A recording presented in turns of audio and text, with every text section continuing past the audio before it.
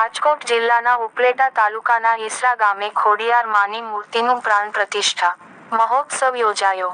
ઉપલેટા તાલુકાના ઈસરા ગામમાં ખોડિયારમાંના સાનિધ્યમાં નવા મંદિરનો નવનિર્માણ કરી રહ્યા.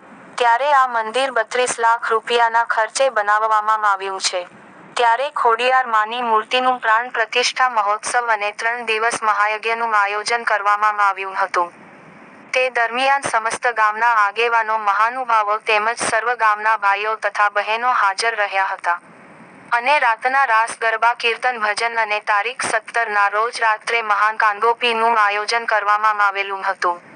ત્યારે ઈસરા ગામના સમસ્ત હિન્દુ, મુસ્લિમ અને દલિત એમ સર્વ જ્ઞાતિ એકતાને જાળવી રાખવા માટે બધા સાથે મળી અને ભોજન કર્યું હતું. રિપોર્ટર અરશીભાઈ આહિર, ઉપલેટા.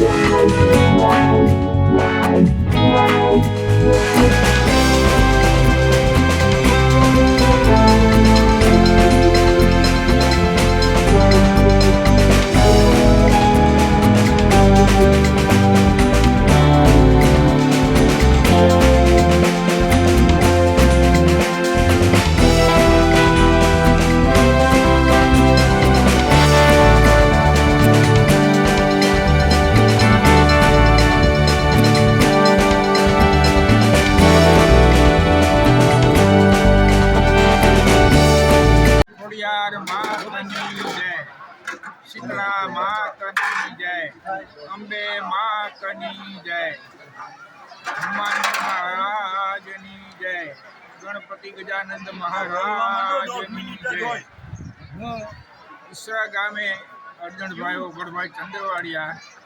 હું આપ સર્વેને જણાવવા માગું છું કે અમારા ગામ ઈસરાની અંદર તારીખ 15, 16 અને 17 આ 3 દિવસ થયા એક મહાયજ્ઞ ચાલી રહ્યો છે, જે માતાજીની પ્રાણ પ્રતિષ્ઠા અમે ઉજવી રહ્યા છીએ.